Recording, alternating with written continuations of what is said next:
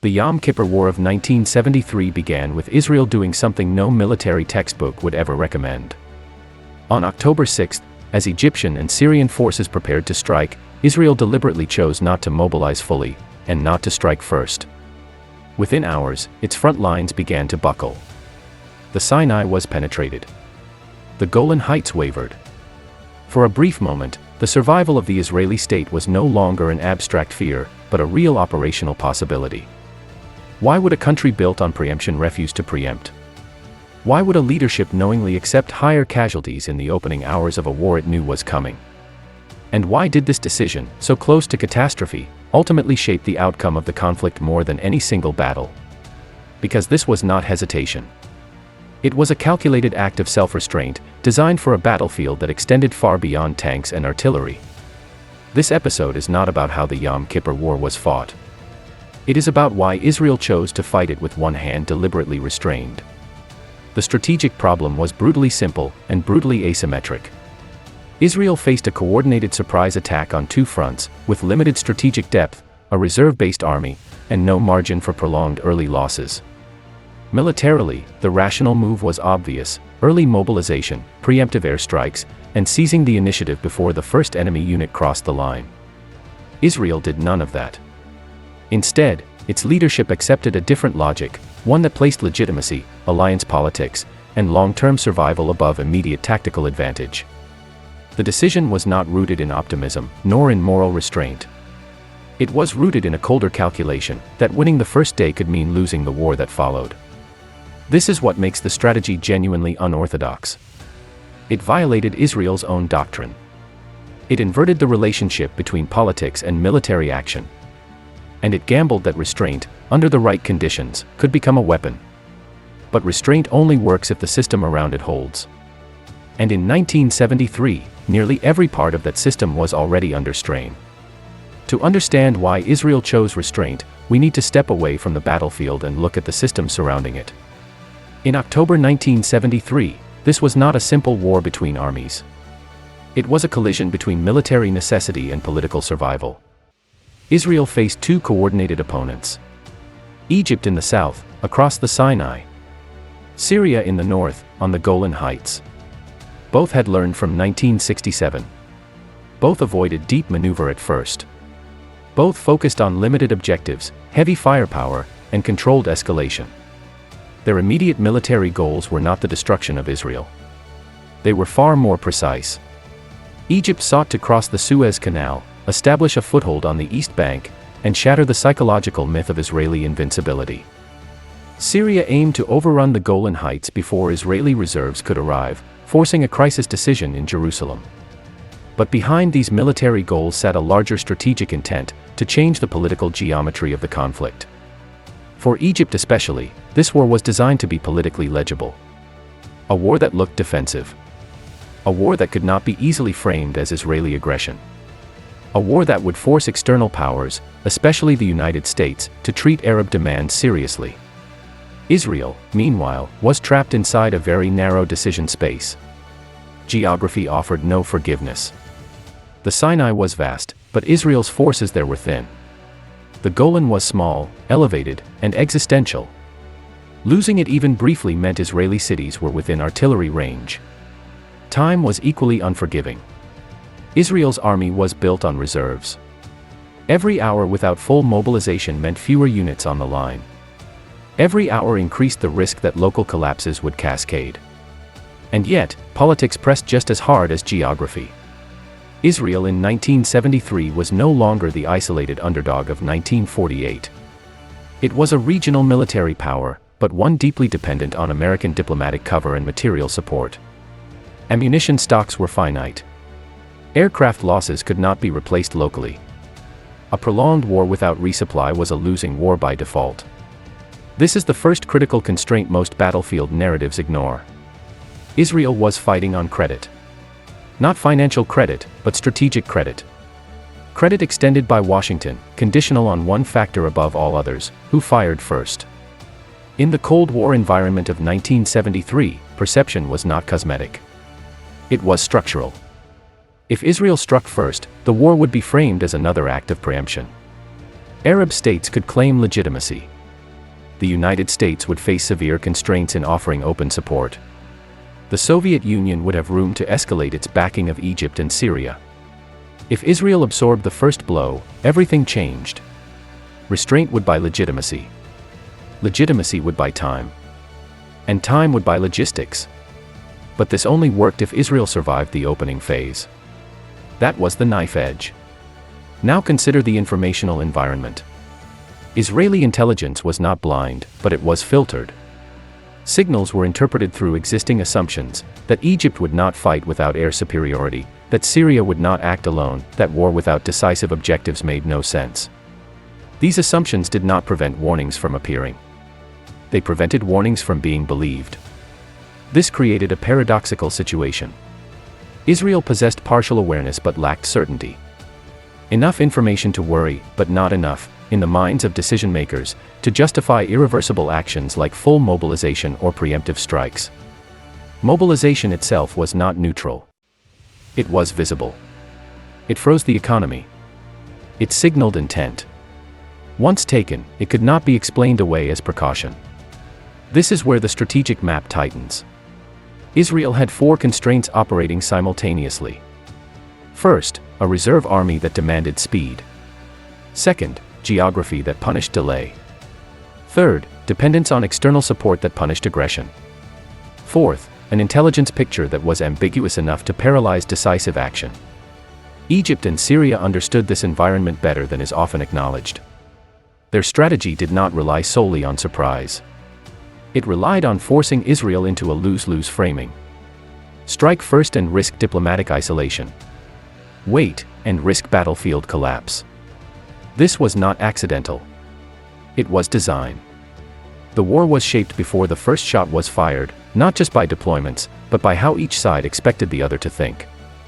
And in this space, between certainty and doubt, between military instinct and political consequence, Israel's leadership faced a choice no doctrine could resolve for them.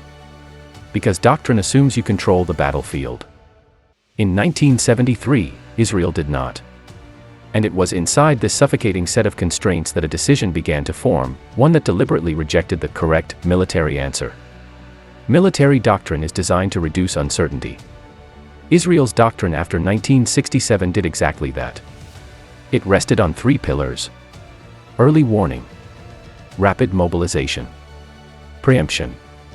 If war was coming, Israel would strike first, seize the initiative, and force a short conflict before reserves, ammunition, and political patience ran out. This doctrine was not theoretical. It had worked spectacularly. In 1967, preemptive air strikes dismantled enemy air forces in hours. Mobilization was decisive, not disruptive. International backlash was manageable. The lesson seemed unambiguous: hesitation was fatal, speed was survival. A normal Israeli response in 1973 would have followed the same logic. Full mobilization at the first credible warning. Preemptive air strikes against Egyptian and Syrian airfields. Forward defense reinforced before the first enemy unit crossed the line. From a purely military standpoint, this was not reckless. It was rational. So why didn't Israel do it? Because the doctrine assumed conditions that no longer existed. First, it assumed that preemption would shorten the war. In 1973, preemption risked lengthening it. The geopolitical environment had shifted. The Arab states had reframed their objectives. They no longer needed total victory. They needed political effect. A limited war fought under the banner of defense would achieve more than a sweeping but illegitimate defeat. If Israel struck first, it would hand that framing to its opponents. Second, doctrine assumed that mobilization was cost-free compared to surprise. In reality, mobilization itself had become a strategic act. Calling up reserves meant halting civilian life. It meant signaling intent to every foreign capital. It meant collapsing any remaining ambiguity. Once mobilized, Israel could not claim restraint, only preparation for war. This mattered because restraint was now currency. Third, doctrine assumed reliable early warning. What Israel had in 1973 was not absence of intelligence, but contested interpretation. Warnings existed. Indicators accumulated. But they collided with an entrenched belief that Egypt would not fight without air superiority, and Syria would not act alone. Doctrine had hardened into assumption. This is where the logic breaks. Doctrine tells commanders what to do when conditions match the model. It is far less helpful when conditions almost match, but not quite. In that gap, decision-makers are forced to choose between two kinds of error. Act too early, and risk strategic self-sabotage. Act too late, and risk operational collapse. Most military systems are biased toward action. Israel in 1973 faced a rare inversion. Action carried political penalties potentially greater than inaction. This created a contradiction no field manual could resolve. If Israel mobilized and struck first, it would likely blunt the initial assault, but at the cost of diplomatic isolation, constrained resupply, and escalatory risks with the Soviet Union. If Israel waited, it preserved legitimacy, but exposed its front lines to maximum pressure at minimum readiness. There was no safe option. This is why the decision not to preempt was not passive. It was an active rejection of doctrinal comfort. And it produced a deeper question, one that doctrine never asks. What matters more, winning the opening battle, or shaping the war that follows? By choosing restraint, Israel implicitly answered that question. It chose to fight a longer, riskier opening phase in exchange for strategic leverage later. But that leverage only existed on paper. In reality, restraint had to survive contact with enemy fire. And the moment restraint stopped being a concept and became a decision, that moment fractured Israel's leadership from the inside. This decision did not emerge cleanly. It formed under pressure, through disagreement, hesitation, and incomplete consensus. There was no single moment where restraint was formally declared as strategy. There was a narrowing corridor of options, until only one path remained politically survivable. Inside Israel's leadership, the tension was immediate and structural. The military instinct pushed toward action. Senior commanders understood the operational risks of delay. They knew what a reserve army looks like before it fully assembles.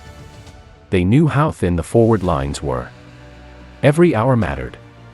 But the civilian leadership carried a different burden. They were not only deciding how to fight.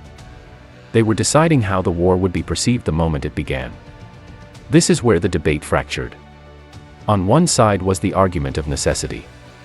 If war was inevitable, then early action minimized casualties and preserved control. Waiting meant absorbing losses that could never be justified after the fact. On the other side was the argument of consequence. A preemptive strike might win battles, but it could poison the war strategically. Without diplomatic legitimacy, Israel would face a ceiling it could not break through, no matter how well its forces performed. This was not theory. It was memory. 1967 had been militarily brilliant, but politically isolating. By 1973, Israel's survival depended not on proving superiority, but on sustaining support through a prolonged conflict if required. This turned the decision-making logic upside down. The question was no longer, can we win if we strike first? It became, can we survive if we are seen as striking first? Three assumptions crystallized during this process. The first assumption was external. If Israel did not initiate hostilities, the United States would have the political space to support it openly. Resupply, diplomatic backing, and escalation control all depended on this framing. The second assumption was internal. That Israel's defensive lines, though thin, could hold long enough for reserves to arrive, even under surprise conditions. This was a dangerous assumption, but it was necessary to make restraint viable. The third assumption was psychological. That Egypt and Syria, once engaged, would pursue limited objectives rather than push immediately toward total collapse. In other words, that they would fight politically disciplined wars, not wars of annihilation.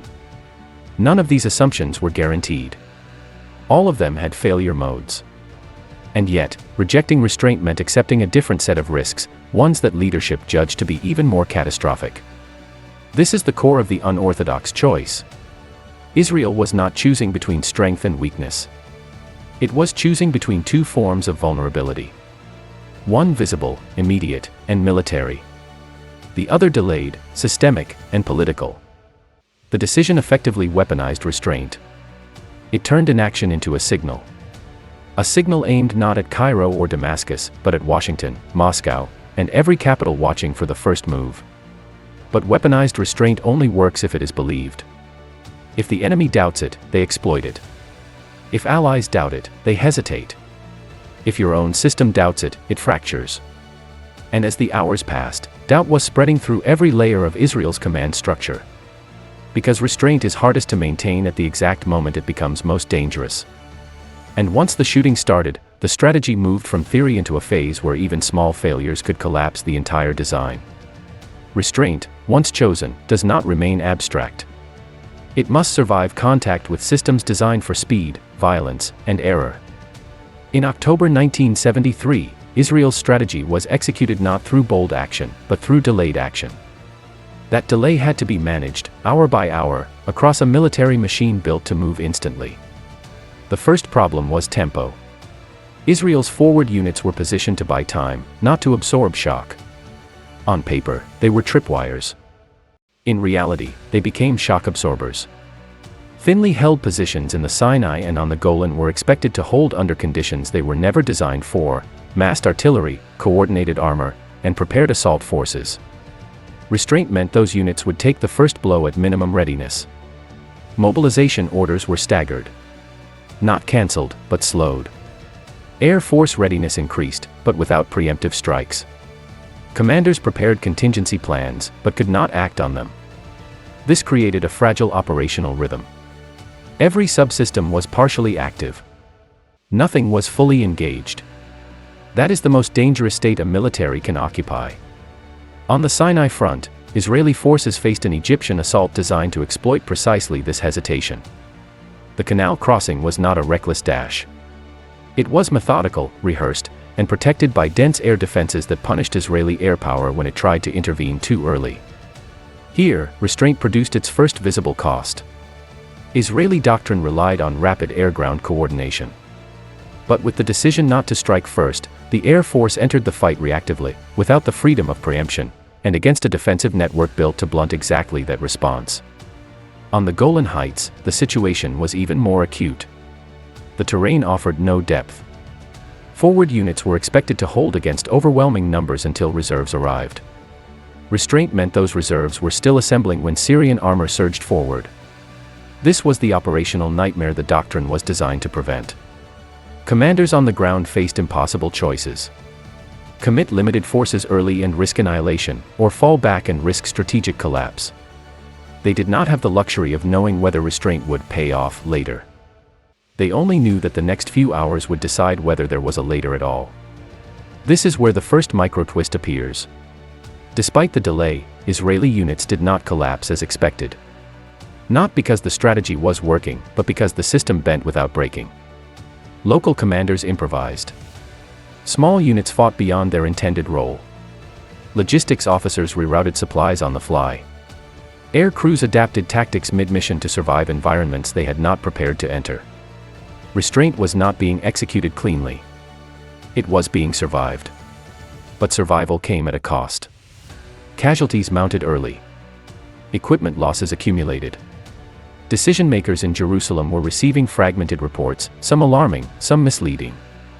The fog of war thickened just as the stakes peaked. This is the second micro-twist. As the battlefield situation worsened, pressure to abandon restraint increased sharply. From a military perspective, the logic was compelling. If the war had already begun, then restraint no longer served its purpose. Mobilize everything. Strike back fully. Regain initiative. But the strategic gamble was not over yet. Restraint was never meant to prevent fighting. It was meant to frame it. And that framing was now being tested in real time. International reactions began to crystallize. The fact that Israel had not struck first mattered. Diplomatic channels remained open. External pressure shifted subtly but decisively. This is the hidden mechanism of the strategy. Restraint did not reduce violence. It redistributed it across domains. Israel absorbed more violence early in order to gain leverage later, leverage that would determine resupply, diplomatic maneuvering, and escalation control. But leverage is useless if you run out of time. This created a race inside the strategy itself. Could Israeli forces stabilize the fronts before losses became irreversible? Could the political framing hold long enough to unlock external support? Could the system endure long enough for restraint to stop being a liability? At several moments, the answer was not clear. Command and control strain increased. Units fought while still mobilizing. Orders lagged reality. Improvisation became standard practice. This was not elegant warfare.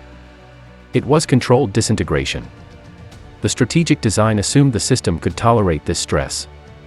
That assumption was being tested to destruction. And yet, the strategy did not collapse. Not because it was safe, but because it was adaptive. Once the initial framing was established, Israel began accelerating. Mobilization ramped up. Countermeasures evolved. The window of pure restraint closed, but the benefit remained. The strategy's most dangerous phase was ending. But the real question was no longer whether Israel could fight. It was whether the opponent had interpreted restraint correctly. Because restraint only works if the enemy misreads it. And in the next phase of the war, that misreading would shape decisions on the other side, decisions that proved just as consequential as Israel's own. Restraint does not speak clearly. It invites interpretation. And in war, interpretation is where mistakes accumulate. When Egypt and Syria launched their offensives, they expected resistance, but they also expected a specific kind of reaction. Israeli preemption. Rapid escalation.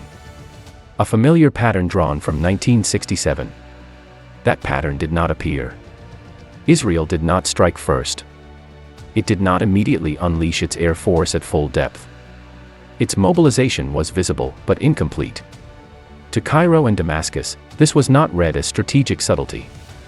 It was read as limitation.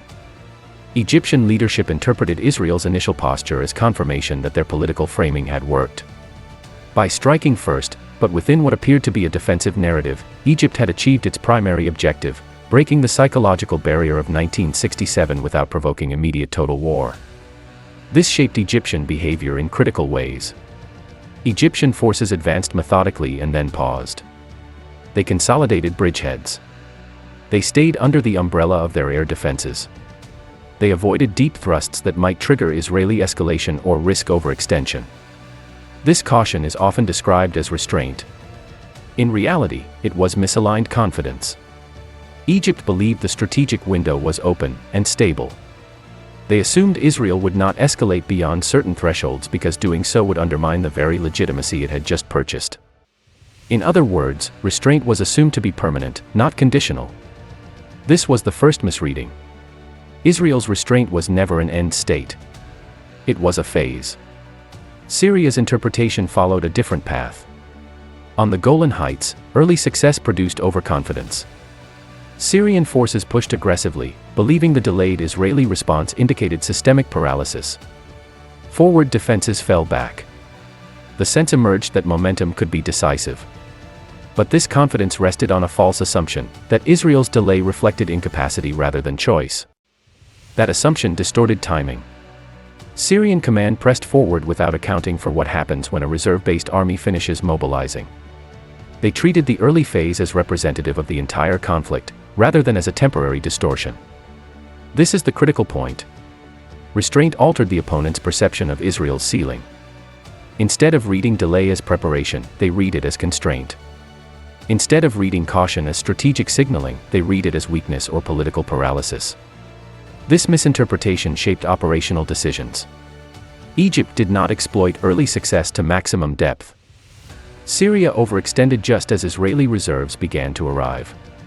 Both sides assumed that escalation would be symmetrical and predictable. It was not. Once Israel judged that the legitimacy threshold had been crossed, once the world clearly saw who initiated the war, the logic of restraint changed. The hand that had been tied was untied. And because the opponent had adapted to a restrained Israel, they were suddenly facing a different adversary than the one they had planned against. This is where the strategic inversion completes. Restraint did not freeze Israel's options. It delayed them, while reshaping the opponent's expectations. The enemy planned for a limited Israeli response. They did not prepare for a delayed but concentrated counteraction. This gap, between expectation and reality, became the hinge point of the war. But this does not mean restraint was vindicated cleanly. Because by the time misinterpretation became visible, the cost had already been paid. Losses were real. Damage was done. The margin for error was razor-thin. The strategy worked not because it was elegant, but because the opponent failed to adapt quickly enough once its assumptions broke. And that raises the most uncomfortable question of all. Was this brilliance, or survivable luck? Because to answer that, we have to look at the outcome, and the price paid to reach it. By the time the war's trajectory stabilized, the immediate danger had passed, but the damage was already embedded. Israel survived the opening shock. It regained operational initiative. It pushed back on both fronts. But survival came at a price that cannot be reduced to maps or casualty figures. The most visible cost was human. The early phase of the war produced disproportionate losses. Units that were meant to delay, not to fight decisive engagements, absorbed the heaviest blows. Forward positions became sacrifice points. The decision to delay full mobilization translated directly into higher casualties in the first critical days. These losses were not accidental. They were structural. They were the foreseeable consequence of choosing political and strategic framing over immediate military advantage. In this sense, restraint was not bloodless. It was prepaid. The second cost was operational. Israel's recovery required extreme exertion. Rapid redeployment. Improvised logistics. High-risk counteroffensives executed under pressure. Equipment losses mounted faster than replacement capacity could handle. Air and armored forces were pushed hard, sometimes beyond safe margins. The system held, but only just. This matters because it exposes the fragility of the strategy. Restraint assumed that the system could absorb early damage without cascading failure. If any single component, air defense, reserve mobilization, command cohesion, had failed more severely, the outcome could have tipped irreversibly. The third cost was political. Inside Israel, the war shattered confidence. The question was not simply, why were we surprised? It was, why were we allowed to be vulnerable? Public trust in leadership eroded. Investigations followed. Careers ended. The civil-military relationship was re-examined under a harsher lens. Restraint, even if strategically defensible, was psychologically corrosive. A strategy that depends on absorbing early punishment demands extraordinary legitimacy after the fact. Israel's leadership did not receive it automatically. And then there was the most intangible cost. Moral residue. Restraint required decision-makers to accept that soldiers would fight, and die, under deliberately unfavorable conditions. Not because there was no alternative, but because the alternative was judged worse at a national level. This is the kind of decision no victory cleanses. Now consider the counterfactual. If restraint had failed, if the Golan had collapsed faster, if Sinai losses had compounded, if reserves had arrived hours later, the strategy would not be remembered as disciplined or subtle. It would be remembered as catastrophic miscalculation. The margin between those two interpretations was narrow. Measured in hours. Possibly minutes. This is why the outcome cannot be simplified into success or failure. Israel regained the initiative. It preserved alliance support. It avoided diplomatic isolation. But it did so by walking a path where success and disaster were separated by chance, friction, and the enemy's hesitation. Restraint did not guarantee victory. It merely kept defeat from becoming inevitable. And that distinction matters. Because a strategy that works only if everything else holds is not robust. It is conditional. And conditional strategies leave behind a final question, one that cannot be answered by outcomes alone.